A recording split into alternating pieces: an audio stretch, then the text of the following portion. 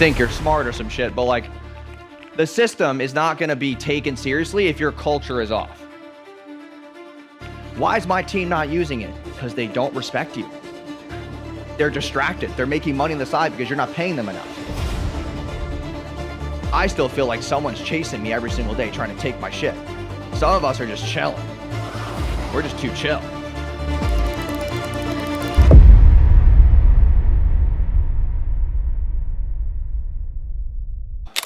I'm not Van Gogh, but we're gonna try our best here.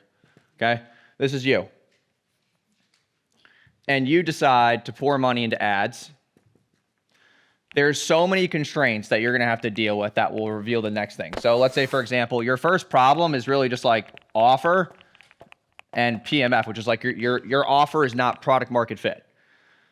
So you push your offer, now you're struggling with product market fit. Next thing is sales, which is like, how do I sell it? What's my LTV? What's my AOV, right? And then is this thing like actually like repeatable? And then after that, it's fulfillment, which is like, all right, cool. As soon as people come in, how do clients get results? How do customers become satisfied? And then how do I hire more A players to obviously replicate it? And then the last is the culture that then drives the systems. Okay, a lot of us talk about like automations and systems and all this jazz, and like you think you're smart or some shit, but like the system is not going to be taken seriously if your culture is off. You think it's all about automations and like, how do I make my dashboard look cooler? No.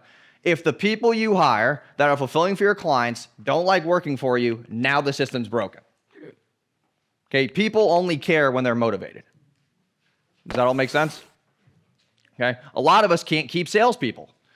Like you're a solopreneur. We're gonna do another scenario. Okay, you're a solopreneur and you're running ads and you're taking sales calls. Okay, you're taking sales calls. You're closing more people because you're the offer owner, as you should. Okay, if you close less than your own salesperson, that's pretty weird. That should not be happening. So now you're taking sales calls. And now you're like, I'm burnt out. I need to go hire a salesperson. But when you do go to hire, you always burn and churn salespeople. Does anybody here experience this where you try to hire salespeople, shit goes south, they always burn and churn? Raise your hands, high and proud. It's got to be more than you. There's no chance.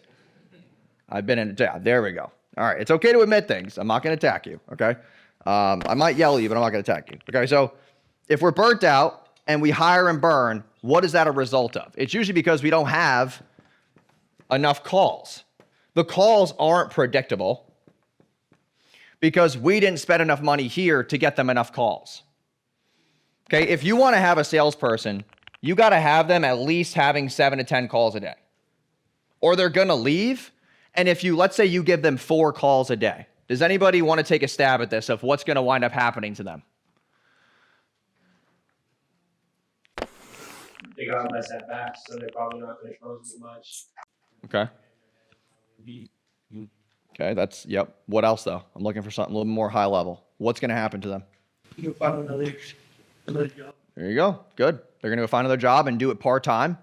And you're going to try to book more calls. You're going to say their calendar is like not as stacked. You're finding it hard to find them openings. And you're going to start to realize that they're doing another offer part-time to test against yours. But you think that they're loyal to you. Like, oh, they're my salesperson. It's kind of like some of your employees. They're like half in, half out. They're like 9 toes in, not 10 toes in. Okay? We think we have A players. You think you do, right? But the systems aren't scalable because the culture's off, because it starts with all of you. Like you're all leaders in your businesses. If they don't like you or trust their family with your embodiment, they're not going to care. And we build systems all the time. We spend a ton of money on automations and Zapier and all these cool things. We're like, yeah, I built a dashboard. I spent all the money. I got a systems guy. Why is my team not using it? Because they don't respect you. They're distracted. They're making money on the side because you're not paying them enough. So when I talk about these two things, right? So first thing, just to hash this out, is growth over comfort. A lot of us are just too fucking comfortable. Like, you know, I do very well for myself.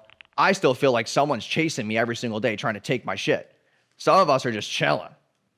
We're just too chill. Like when I asked before, like, how is everybody doing? Everyone's like, good. It should be good. So let's try that again. How's everybody doing? Good. Cool.